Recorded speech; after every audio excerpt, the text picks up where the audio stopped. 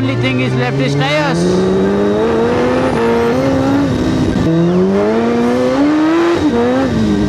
So ఈ liquid ఇది మీరే పోసుకొని మీరే దీన్ని చార్జ్ చేసుకొని వాడాల్సింది వస్తుంది. బాయ్స్ ఓఎం సుజుకి నుంచి ఫిట్మెంట్ సరిగ్గా లేదు.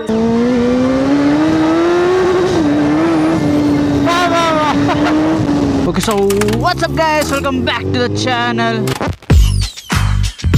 సో మన బూజాత్ కొన్నప్పుడు ఇట్స్ 5 years old బైక్ కదా, ఇట్స్ 2021 బైక్, 1500 తిరిగింది. దాని అర్థం ఏంటి, బండిని అన్నిసార్లు ఆన్ చేసి ఉంటారు. దానివల్ల నాకేం ఇష్యూ అయిందంటే నా బ్యాటరీ చాలా వీక్ అయిపోయింది అనమాట. మొన్న వైవ హర్ష అన్నని కలవడానికి వెళ్ళినప్పుడు ఏమైందంటే ఒక ట్రాఫిక్లో ఇరుక్కున్నా. సో ఎప్పుడైతే నా బ్యాటరీ డెడ్ అవుతుందో, నాది ఎప్పుడు తెలుసా బ్యాటరీ డెడ్ అయ్యేది, ఎప్పుడైతే నా రేడియేటర్ ఫ్యాన్స్ ఆన్ అవుతుందో అప్పుడు అఫ్కోర్స్ బ్యాటరీ కూడా ఎక్కువ పవర్ లాగుతుంది కదా బ్యాటరీ నుంచి రేడియేటర్ ఫ్యాన్స్ అంతా కూడా. అప్పుడు ఏమవుతుందంటే నా బ్యాటరీ డ్రైన్ అయిపోతుంది, బండి ఆఫ్ అయిపోగానే మళ్ళీ ఆన్ అవ్వడానికి చాలా కష్టపడుతుంది.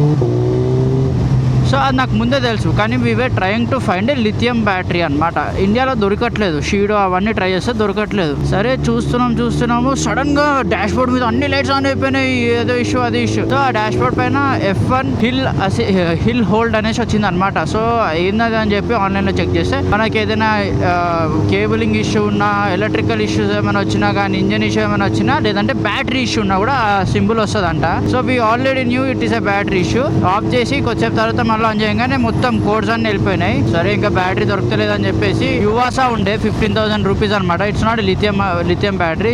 అదే కాకుండా బిఎస్ బ్యాటరీ అని ఇంకోటి ఉంటుంది అనమాట. That is also very high and batteries.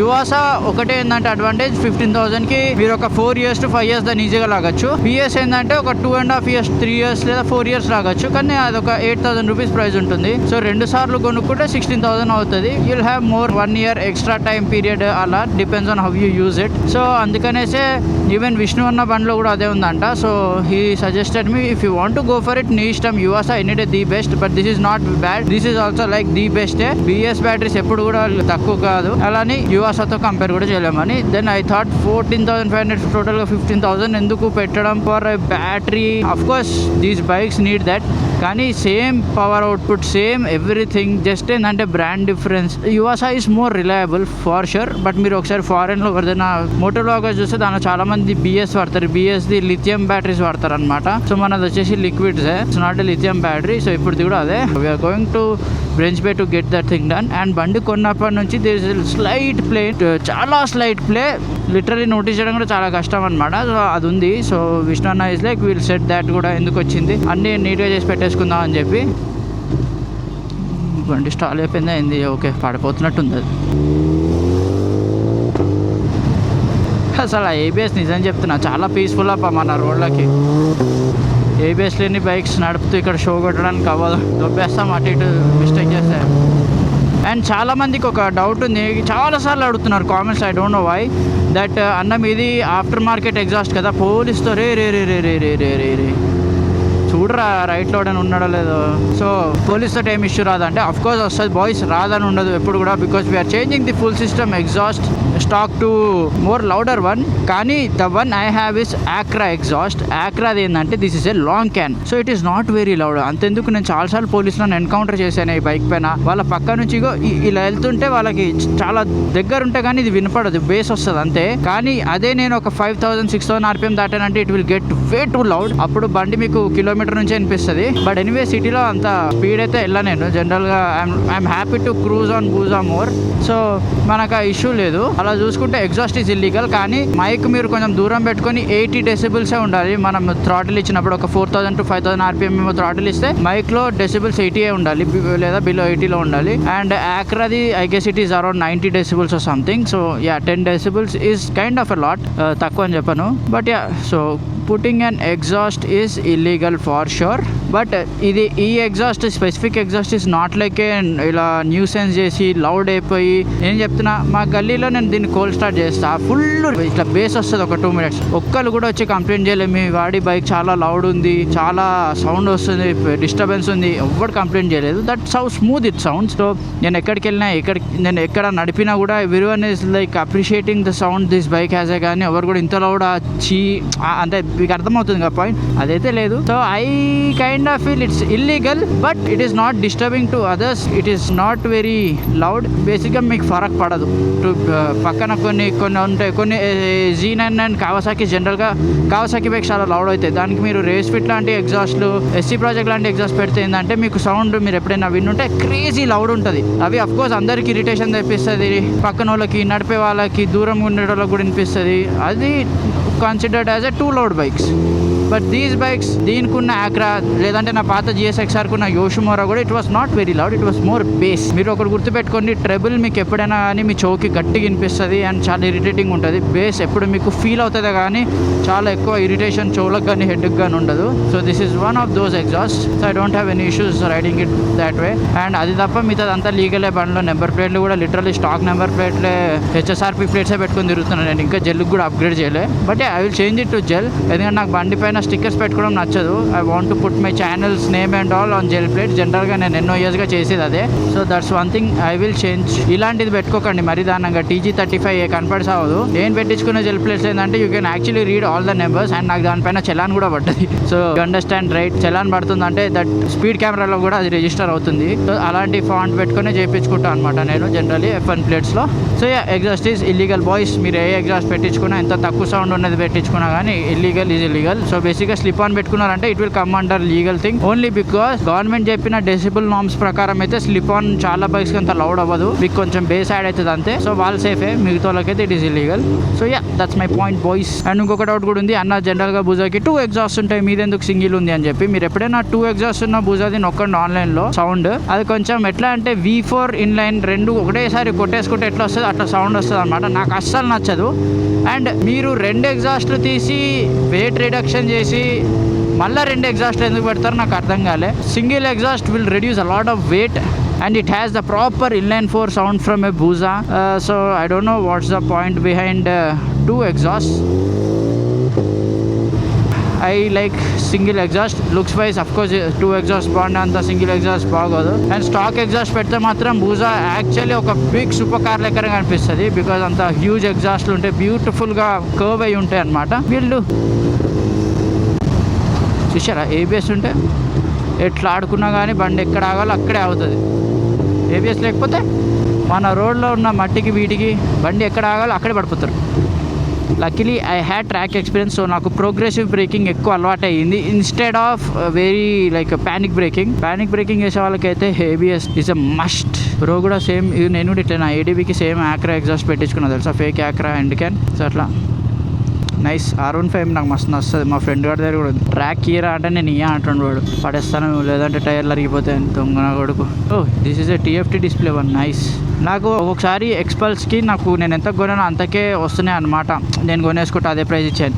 అది అమ్మి ఇలా R15 తీసుకొని ట్రాక్కి వాడబుద్ధి అవుతుంది. But Xpulse is kind of my bike. దాన్ని ఎంత రఫ్గా ఎలా నడిపినా ప్రశాంతంగా ఉంటుంది. ఇంకొకటి ఏంటంటే if I sell Xpulse I won't get the rally again. హీరోలో కూడా స్టాక్ ఉండట్లేదు. So I don't want to gamble with that bike. ఇదేముంది ఒక 1,00,000కి తర్వాత ఎప్పుడైనా కొనొచ్చు, దొరికేస్తాయి R15లో 1 lakh రూపీస్ కట్ట ట్రాక్కి. కాబట్టి ఇంకా విష్ణు అన్న దగ్గరికి వెళ్ళాక I'll turn on the blog. Boys మన బైక్ది ఫ్రంట్ ఫెండర్ అయితే తీసేసినాం.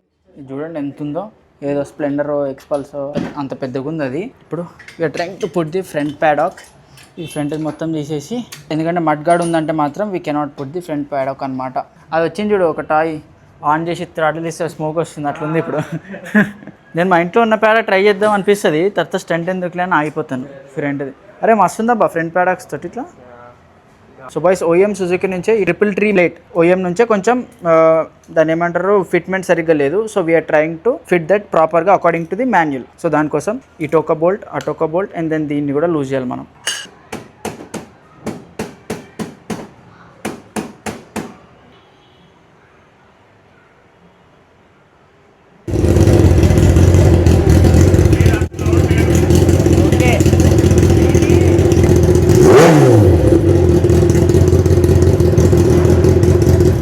Boys that's how 10R sounds.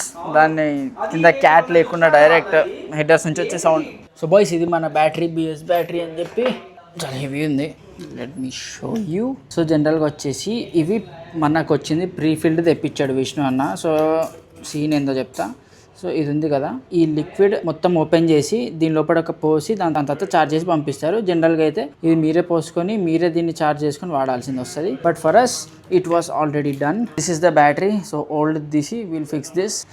ఇది మీ మోడల్ ప్రకారమే తీసుకోండి, ఏది పడితే అది తీసుకుంటే అంటే చెక్ యువర్ బైక్స్ మోడల్ దానికి ఉందా దాన్ని బట్టి ఆర్డర్ చేసి. ఇది మన పాత బ్యాటరీ. సో దీని మీద ఉన్న కోడ్ ప్రకారం బేసిక్గా మీరు ఆన్లైన్లో హైబూజా Gen 3 అని కొడితే మీకు దొరికేస్తుంది ఏ బ్యాటరీ పెట్టాలో అని చెప్పి. We're fitting in the new battery. ఇప్పుడైతే మనం కొత్త బ్యాటరీ కూడా పెట్టేసాము. చూడండి ఇప్పుడు 14.3 14.4 చూపిస్తుంది. ఇంతకుముందు 12.6 13.6 అలా ర్యాండమ్గా మారిపోయేది అనమాట. Which means that is the sign that your battery is about to die. Before that happens మనమైతే చేంజ్ చేసాం. అండ్ చైన్ టైట్ చేశాక బాబా క్విక్ షిఫ్టర్ కూడా ఎంత ప్రశాంతంగా ఇంకా బెటర్ అయింది తెలుసా. అండ్ మెయిన్ థింగ్ ఈ ట్రిపుల్ ట్రీది క్లాంప్ది అసలు ఇష్యూ ఉండేదని నాకు అసలు అంత ఎలగలే, బికాస్ నేను కొన్నప్పటి నుంచి ఉండే. బట్ విష్ణు అన్న knows it because obviously he's been working on so many bikes. So తను చెప్పాడు అనమాట దీనికి ఒక ప్రొసీజర్ ఉంటుంది. ఇది ఫ్యాక్టరీ సుజుకీలోనే ఇలా పెట్టేటప్పుడు కొంచెం సమ్ మిస్టేక్ జరుగుతున్నట్టుంది. Because not only this a lot of new Busers also have the same issue. So అదొక ప్రాసెస్ లేండి, అది ఎక్స్ప్లెయిన్ చేయాలంటే దాని మీద ఒక వీడియోనే చేయాలి, మీకు ప్రాపర్గా దాని ఎక్స్ప్లెనేషన్ అర్థం కావాలి అంటే.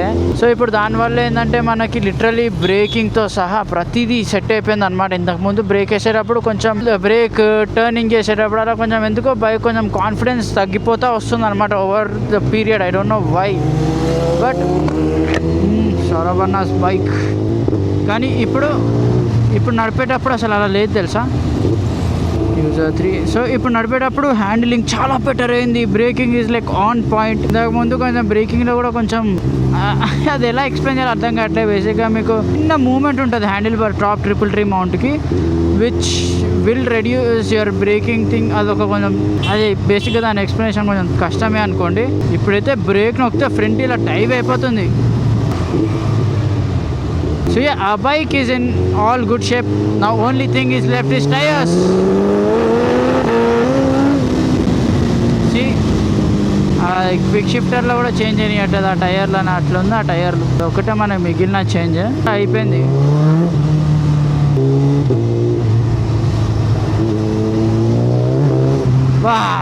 Now I can feel the booza riding it super easy. నాకు హ్యాండ్లింగ్ ఎందుకో కొంచెం లెఫ్ట్ రైట్ చేస్తే డిప్ అవుతున్న ఫీలింగ్ వచ్చింది. ఇప్పుడు అది సెట్ చేసినప్పటి నుంచి handling also got much better.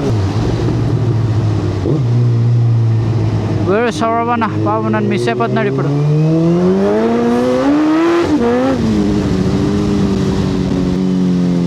బాబా బాబా బాబా బాబా బాబా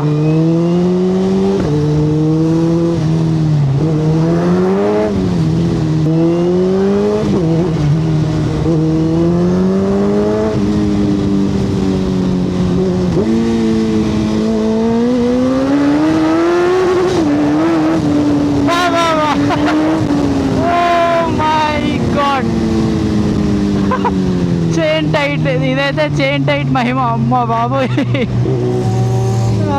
ఫ్రీకిన్ బ్యూటీ.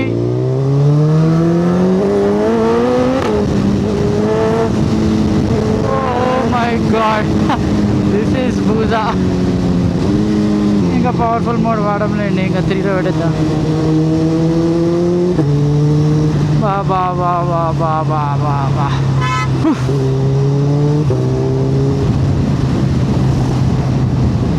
ఈ వ్లాగ్కి అయితే ఇంతే. సో ఇది మనం చేసిన చేంజెస్. బ్యాటరీ చేంజ్ కూడా మీరు ఎప్పుడు డిలే చేసుకోకండి. ఎంత తొందరగా మీ బండిలో బ్యాటరీకి చూపిస్తుందంటే చేంజ్ చేసుకోండి. ఎందుకంటే మీరు బ్యాటరీ డెల్ ఉండి మీది క్రాంక్, మీరు ఊరికే క్రాంక్ చేస్తున్నారు అనుకోండి, యువర్ బైక్ విల్ బేసిక్గా మీకు సరిగ్గా క్రాంక్ అవ్వకపోతే బ్యాటరీ నుంచి పవర్ అవుట్పుట్ అదంతా దెబ్బతినిందంటే దేర్ ఆర్ హై ఛాన్సెస్ మీ ఇంజన్ దగ్గర నుంచి ఎలక్ట్రికల్ కేబుల్స్ దేనిలో ఏదైనా ఇష్యూ రావచ్చు, ఏదైనా అటు ఇటు అయిపోవచ్చు. సో బ్యాటరీ మాత్రం ఎప్పుడు ఇంటాక్ట్గా ఉంచుకోండి. ఎలక్ట్రికల్గా ఏదైనా ఫెయిల్యూర్ అయితే మీ బైక్లో దానంత పెంట ఏది ఉండదు. So that's it for today's video guys. Thank you so much for watching. Please do like, share and subscribe. It's about spreading the love and the